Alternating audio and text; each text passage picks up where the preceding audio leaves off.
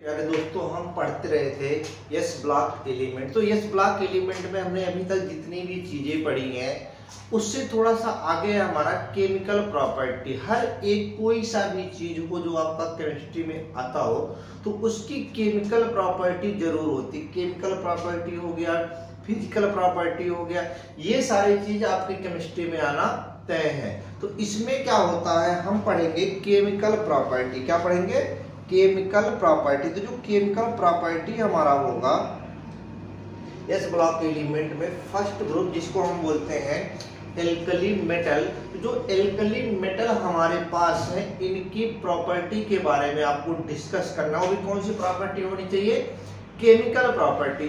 तो देखिए chemical property में कई चीजें आती हैं, जैसे रिएक्शंस हो गए, ऑक्साइड कैसे बनेंगे, हाइड्राइड कैसे बनेंगे, हैलोजन से रिएक्शन कैसे होगा, किससे क्या होना है, सारी चीजें जो आती हैं सारे हमारे केमिकल रिएक्शंस में आती हैं। तो जो केमिकल प्रॉपर्टी होगा, केमिकल रिएक्शंस होगा, इसमें हम क्या क्या देखेंगे इसके बारे में हम आपको बताते हैं, डिस्कस करते हैं। चलिए देखते हैं।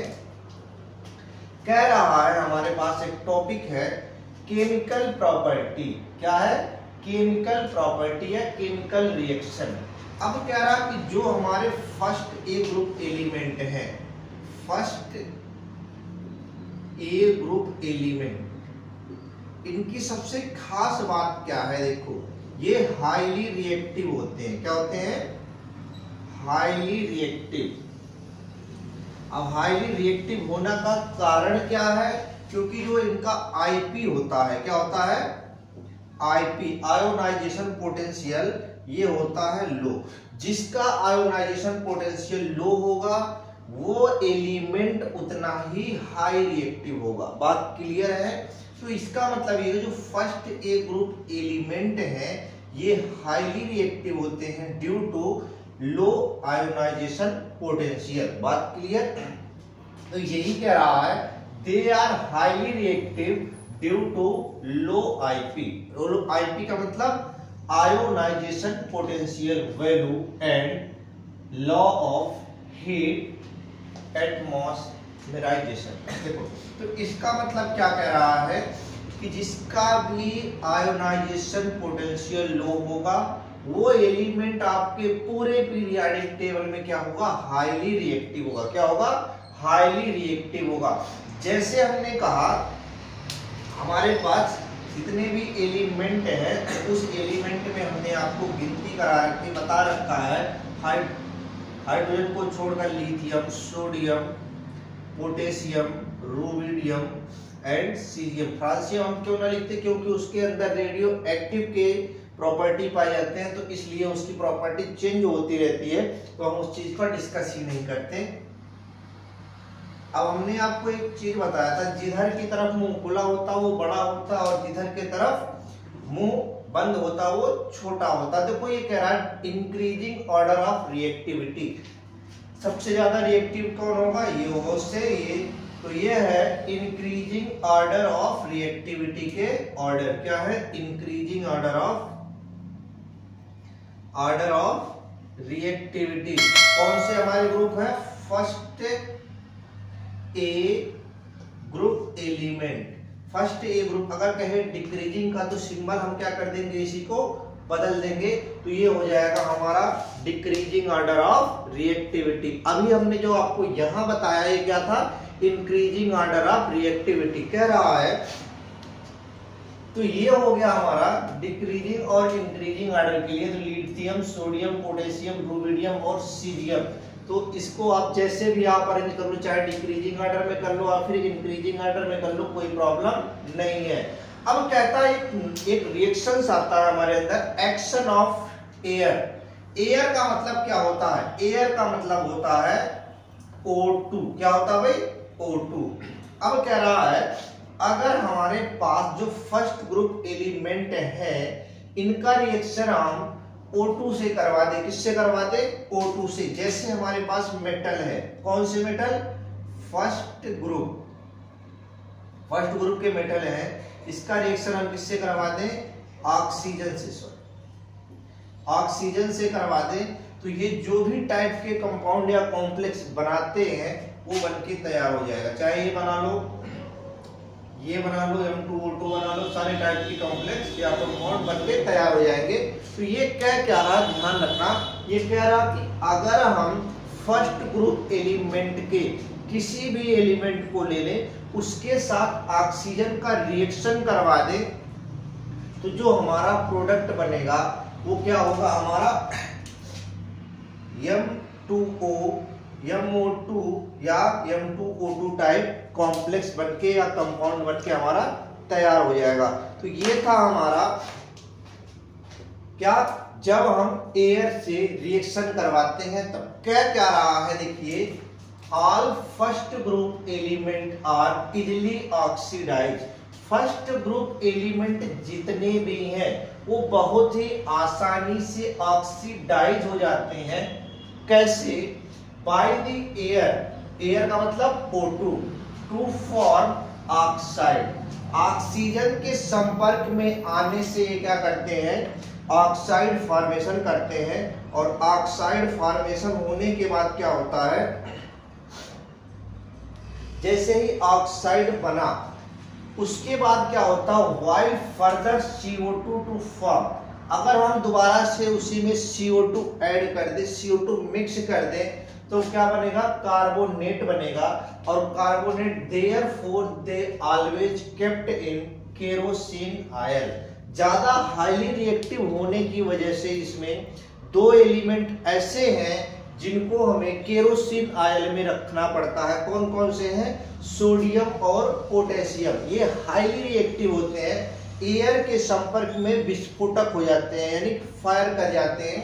तो उनको हम किस में रखते हैं, केरोसिन आयल में। तो जो हमने रिएक्शन आपको बता रखा, देखिए लिखा हमने, कोई मेटल ले लिया, मेटल कौन सा होना चाहिए, फर्स्ट ग्रुप एलिमेंट होना चाहिए। उसके साथ हमने ऑक्सीजन का क्रिया कराया, ऑक्सीजन से रिएक्शन कराने के बाद हमारे पास जो भी कंपाउंड बना, M2O2 बन गया, MO2 टाइप बन गया, M2O2 टाइप के जो भी हमारे कंपाउंड बन के वो तैयार हो गए। तो ये होते हैं हमारे ऑक्साइड। ऑक्साइड का मेन मतलब होता है उसके साथ ऑक्सीजन जुड़ा होगा। अगर कहे हाइड्रोक्साइड बनेंगे उसके साथ OH ग्रुप बनेगा। अगर कहते हाइड्राइड होगा तो उसके साथ हाइड्रोजन जुड़ा होगा। ये 100% श्योरिटी आप रखना अपने अंदर।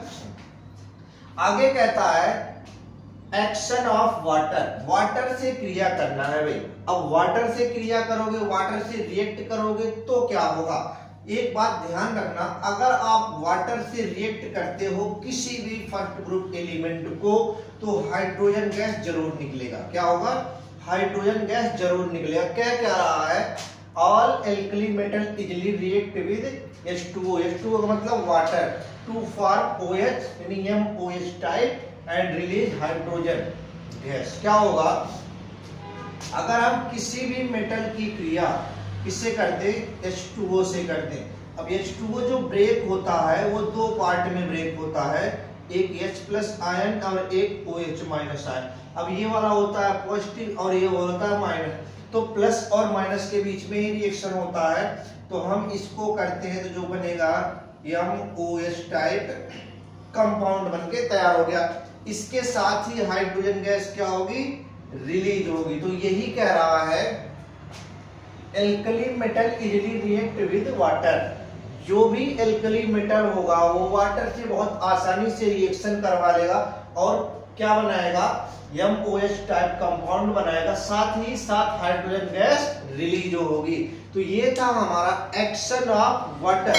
कोई भी आपने मेटल ले लिया, हमने मेटल ले लिया, मेटल का एक OH पार्ट ले लो, एक H पार्ट ले लो, तो जो प्लस और माइनस में रिएक्शन होगा तो MOH बन गया, प्लस हाइड्रोजन आयन बन के बाहर निकल गया। तो ये था हमारा एक्शन ऑफ वाटर। क्या था, एक्शन ऑफ वाटर। उसके बाद कह रहा, जैसे देखो हमने ले लिया लिथियम, सपोज हमने एक एलिमेंट ले लिया। अब एलिमेंट कौन सा हमने लिथियम ले लिया, सोडियम ले लिया, पोटेशियम, कुछ भी आप ले सकते हो, आप फ्री हो। हमने क्या किया, सोडियम ले लिया। इस सोडियम की क्रिया वाटर के एक मॉलिक्यूल से हमने किया, OH से कर दिया। ये इस पे निगेटिव होता है और इस पे पॉजिटिव होता है। तो दोनों में बीच रिएक्शन तभी होता है जब एक पॉजिटिव हो और एक निगेटिव हो तो ये बन जाएगा NaOH। क्या बन जाएगा? NaOH बन जाएगा। तो जब NaOH बन गया, इसी तरीके से आप कोई सा भी ले सकते हो। तो जब कोई सा आपने ले लिया तो क्या होगा, देखो आपने ले लिया Li ले लिया, Na ले लिया, K ले लिया, कुछ भी ले लो, सारी की सारी चीजें एकदम बिल्कुल वैसे ही रिएक्शन करेगा, एक के लिए नहीं सभी के लिए लागू। इसके साथ ही साथ क्या होगा, हाइड्रोजन गैस रिलीज होती है। तो हाइड्रोजन गैस आपका रिलीज हो गया, तो ये बन गया हमारा सोडियम हाइड्रोक्साइड। क्या बन गया? Sodium hydroxide plus hydrogen gas. इसके बाद क्या कहता है, ये ध्यान देना, एक्शन ऑफ हाइड्रोजन। कह रहा किसी भी हाइड्रोजन से आप अगर रिएक्शन करवाते हो, किससे? एल्कली मेटल का, तो जो फॉर्मेशन होगा, जो बनेगा, उसको हम बोलते हैं हाइड्राइड। क्या बनेगा? हाइड्राइड बनेगा। तो किसी भी एल्कली मेटल का रिएक्शन अगर हम हाइड्रोजन से करते हैं तो जो कंपाउंड बनेगा वो बनेगा हमारा हाइड्राइड। कैसे बनेगा ये देखते हैं। हमने ले लिया सोडियम, क्या ले लिया? सोडियम ले लिया। इसी सोडियम की क्रिया हमने किससे कर दी? हाइड्रोजन से। तो ये क्या बनेगा? NaH बनेगा। क्या बनेगा? NaH। तो जो NaH बना ये सोडियम हाइड्राइड बना। क्या बना? Sodium hydride. सिंपल सा रिएक्शन की अगर हम बात करें तो हमने मेटल ले लिया, मेटल का रिएक्शन किससे करवाया? H2 से। और जैसे ही H2 से करवाया तो मेटल और H बन गया, तो इसको बोलते हैं मेटल हाइड्राइड। क्या बोलते हैं? Metal hydride. बात क्लियर है?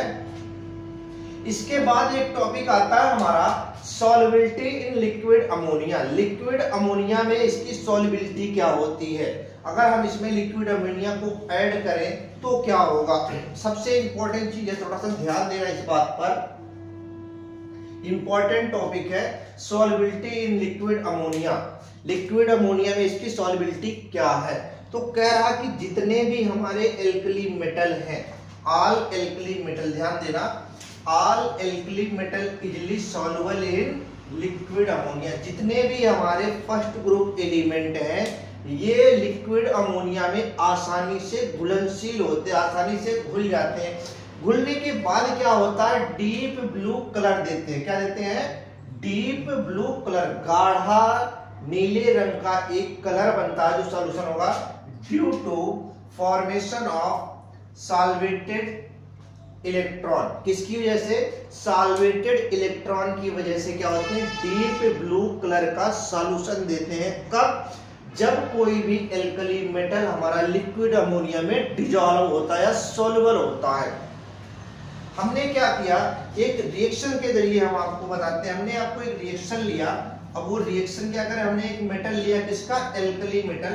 तो जो एल्कली मेटल लिया इसके साथ लिक्विड अमोनिया लगा दो। हमने मेटल ले लिया, इसके साथ अमोनिया लगा दिया। तो जब अमोनिया हमने लगाया तो ये रिएक्शन बना,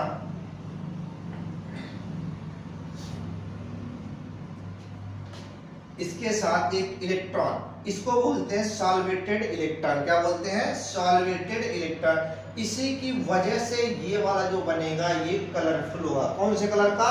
डीप ब्लू कलर। कौन सा? डीप ब्लू कलर सॉल्यूशन प्राप्त होता है। अब कहता है कॉम्प्लेक्स फॉर्मेशन। इसके कॉम्प्लेक्स बनाने की क्षमता कैसी होती है? कॉम्प्लेक्स बना लेता है या नहीं बनाता है? तो इसके बारे में आपको जानना पड़ेगा। तो जो हमारा एल्कली मेटल होगा, फर्स्ट ए ग्रुप एलिमेंट होगा, इसको हम क्या बोलते हैं? Alkali metal. क्या बोलेंगे? Alkali metal. जो एल्कली मेटल होगा इसके अंदर कॉम्प्लेक्स बनाने की क्षमता या कॉम्प्लेक्स बनाने की टेंडेंसी होती है या नहीं होती है, ये जानना है हमें। तो जो भी होगा इसके अंदर लेस टेंडेंसी होती है, कम क्षमता होती है कॉम्प्लेक्स बनाने की। अब क्यों होती है वो भी देखेंगे। तो जितने भी हमारे पास एल्कली फर्स्ट ग्रुप एलिमेंट होंगे, मेटल होंगे, इनकी जो टेंडेंसी होगी लेस टेंडेंसी होगी। क्या होगा? Less tendency of complex formation. किसी भी कॉम्प्लेक्स को बनाने के लिए एल्कली ग्रुप के पास कम टेंडेंसी होती है, इसलिए आसानी से कॉम्प्लेक्स को नहीं बना पाते। क्यों? देखो, एल्कली मेटल है लेस टेंडेंसी, इनके पास क्या होती है? टेंडेंसी लेस होती है to form complex with unidentate ligand like as ammonia. जैसे अमोनिया हमने ले लिया, इसके साथ देखो हमारा अभी थोड़ी देर पहले हमने आपको बताया था इस टाइप का कॉम्प्लेक्स बन रहा है, लेकिन सबके साथ इतने कॉम्प्लेक्स नहीं बन पाते। क्यों नहीं बन पाते? And water due to large size of low charge. सार क्या है? लो चार्ज होना चाहिए, साइज लार्ज होना चाहिए, तो कॉम्प्लेक्स फॉर्मेशन बनाने की टेंडेंसी ज्यादा होगी। तो ये हो गया हमारा कॉम्प्लेक्स फॉर्मेशन टेंडेंसी के बारे में कह रहा है। कॉम्प्लेक्स फॉर्मेशन क्या होता है? कॉम्प्लेक्स फॉर्मेशन ज्यादा कब होगा और कम कब होगा? हमारे पास है complex formation. Complex formation directly proportional to IP. IP का मतलब आयोनाइजेशन पोटेंशियल या आयनिक पोटेंशियल, कुछ भी कह लो। यानी आयनिक पोटेंशियल अगर उसका बढ़ेगा तो कॉम्प्लेक्स फॉर्मेशन टेंडेंसी बढ़ेगी। अगर आईपी पोजीशन घटेगा तो कॉम्प्लेक्स फॉर्मेशन टेंडेंसी घटेगी। ये किस पे डिपेंड करता है? Charge upon size. किस पे? Charge upon size. जितना साइज बड़ा होगा उतना ही कॉम्प्लेक्स फॉर्मेशन टेंडेंसी कम होगा, जितना ही साइज छोटा होगा उतना ही कॉम्प्लेक्स फॉर्मेशन हाई होगा। अब जितना ही चार्ज होगा हमारा उतनी ही कॉम्प्लेक्स फॉर्मेशन टेंडेंसी बनाने की क्षमता उसके अंदर होगी। तो ये कह रहा है complex formation proportional to ionic potential equal to charge upon size. Depend किस पे करेगा? Charge upon size. चार्ज जितना हाई होगा उतना ही कॉम्प्लेक्स फॉर्मेशन टेंडेंसी ज्यादा होगा, साइज जितना हाई होगा उतनी कॉम्प्लेक्स फॉर्मेशन टेंडेंसी कम होगी। इसके बाद कहता है, एक पॉइंट इसमें दिया है, जितना ग्रेटर वैल्यू आयनिक पोटेंशियल का होगा more easily formation complex takes place. उतनी ही आसानी से आप कॉम्प्लेक्स को बना सकते हो। मतलब क्या कह रहा है कि जो हमारा आयनिक पोटेंशियल होगा, आयनिक पोटेंशियल अगर ये हाई हो रहा है तो आप क्या करोगे? कॉम्प्लेक्स आसानी से बना सकते हो, इजिली कॉम्प्लेक्स फॉर्मेशन।